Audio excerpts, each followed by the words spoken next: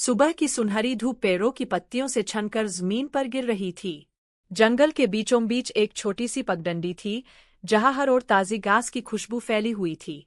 पंछियों का कलरव, हवा की सरसराहट और दूर से आती झरने की आवाज सब मिलकर एक अद्भुत संगीत बना रहे थे।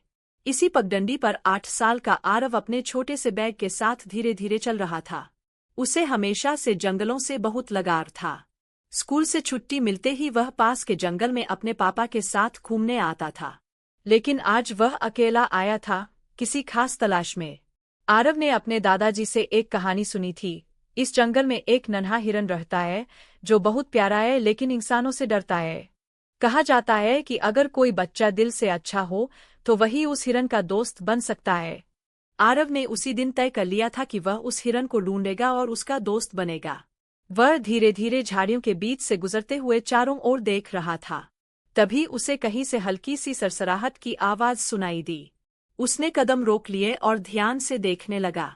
अचानक उसने देखा, एक छोटा सा हिरन, जो शायद अभी कुछ ही महीनों का था, डरते डरते झाड़ियों के पीछे से झांक रहा था। उसकी बड़ी बड़ी आंखें आरव को देख रही थीं।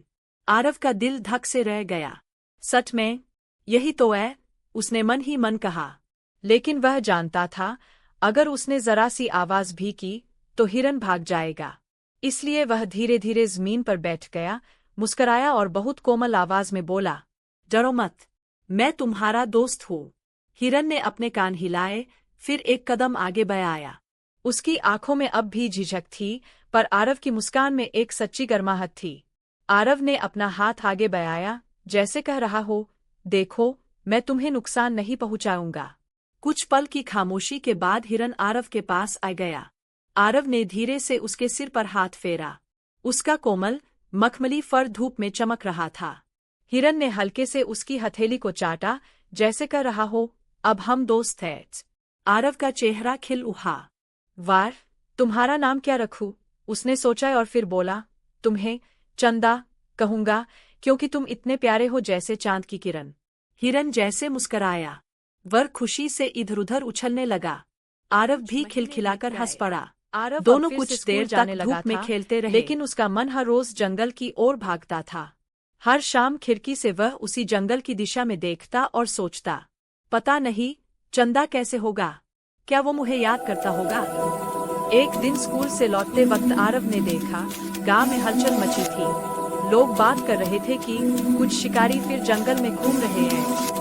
यह सुनते ही आरव का दिल धड़क उठा। उसे याद आया कि चंदा वही रहता है। रात का समय था, सब लोग घरों में थे, पर आरव ने चुपचाप अपना बैग उठाया, टॉर्च ली और जंगल की ओर निकल पड़ा। आसमान में बादल थे, हवा तेज चल रही थी। जंगल में कदम रखते ही उसने देखा, जमीन पर जली हुई लकड़ियां, पैरों के निशान और कुछ जगहों पर फंदे पड़े थे। चंदा, उसने पुकारा, पर सन्नाटा था। वह दौड़ता गया, उसी झरने के पास जहां वे पहली बार मिले थे। अचानक उसे झाड़ियों के पीछे कुछ आवाज आई। टॉर्च की रोशनी में उसे चंदा दिखा, डरा हुआ, और उसके पास 2 शिकारी छिपे हुए थे।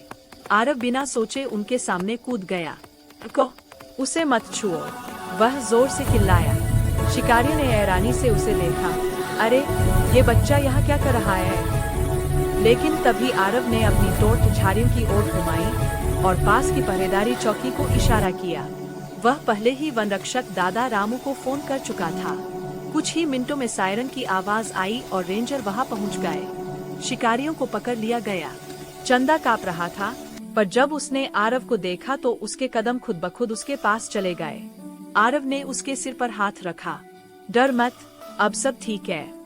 रामू दादा ने हंसकर कहा, बेटा, तूने तो आज पूरे जंगल को बचा लिया। आरव मुस्कराया, नहीं दादा, मैंने तो बस अपने दोस्त की रक्षा की है। अगले दिन गांव में सबने आरव की तारीफ की। स्कूल में पहली बार बच्चों ने उसे घेर लिया। तू सच में जंगल गया था? तूने सच में हिरन को बचाया? आरव बस मुस्कराया। उसे अब किसी की पहचान की जरूरत नहीं थी। उसे अपना सच्चा दोस्त और हिम्मत मिल चुकी थी। कुछ हफ्तों बाद जब वह फिर जंगल गया, तो हवा में वही पुरानी खुशबू थी। दूर पेड़ों के पीछे से किसी ने पत्तियों को हिलाया। आरव मुस्कराया, मुझे पता है, वो तुम ही हो, चंदा। उस दिन सूरज की किरणें और भी सुनहरी लग रही थी। जंगल जैसे कह रहा था, खुशबू पूरे गांव में फैल रही थी। आरव अब 10 साल का हो गया था। उसने स्कूल में जंगल और पर्यावरण पर एक भाषण देना था। उसने अपनी कॉपी में लिखा, जानवर भी हमारी तरह महसूस करते हैं। अगर हम उनकी रक्षा करेंगे तो वे भी हमारे सच्चे दोस्त बनेंगे। भाषण के दिन जब आरव मंच पर पहुंचा, तो उसकी आवाज कांप रही थी, पर दिल में हिम्मत थी। उसने अपनी और चंदा की कहानी सुनाई, कैसे उसने एक घायल हिरन को बचाया और कैसे एक दोस्ती ने उसे बदल दिया। पूरा स्कूल तालियों से गूंज उठा। मुख्य अतिथि, जो वन विभाग के अधिकारी थे, बोले, बेटा, तुम्हारी सोच बहुत बड़ी है। अगर तुम्हें मंजूर हो तो हम तुम्हें जंगल मित्र कार्यक्रम में शामिल करना चाहेंगे। आरव के चेहरे पर मुस्कान फैल गई। अब वह हर हफ्ते जंगल के किनारे बच्चों के साथ जाकर पौधे लगाता, पक्षियों के लिए पानी रखता। धीरे धीरे गांव के और बच्चे भी उसके साथ जुड़ गए। एक दिन जब वे जंगल में काम कर रहे थे, आरव को लगा कि कोई उसे देख रहा है। उसने पीछे मुड़कर देखा। झाड़ियों के पार वही नन्हा हिरन खड़ा था, अब थोड़ा बड़ा हो गया था। उसकी आंखों में वही पुरानी चमक थी। आरव के होठों से बिना आवाज निकला, चन्ना। हिरन धीरे धीरे आगे आया। हवा में नमी थी, चारों ओर हल्की धुंध। आरव ने हाथ बढ़ाया, जैसे सालों पहले किया था। इस बार चंदा भागा नहीं, बल्कि उसके पास आकर धीरे से सिर झुका लिया। बच्चे हैरान होकर देख रहे थे। आरव बोला, डरो मत, ये मेरा पुराना दोस्त है। सब बच्चे मुस्कुराने लगे। उस पल ऐसा लगा जैसे जंगल भी सांस ले रहा हो।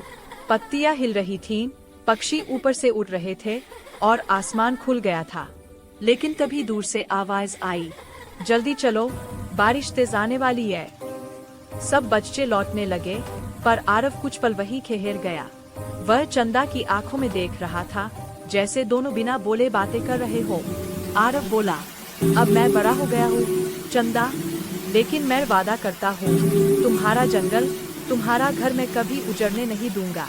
चंदा जैसे मुस्कुराया, फिर पलटकर पेड़ों के बीच गायब हो गया। आरव के गालों पर बारिश की बूंदें गिरी, लेकिन उसे लगा जैसे चंदा की आंखों की चमक अब भी वही है, हवा में तैरती हुई। वह जंगल से बाहर निकला,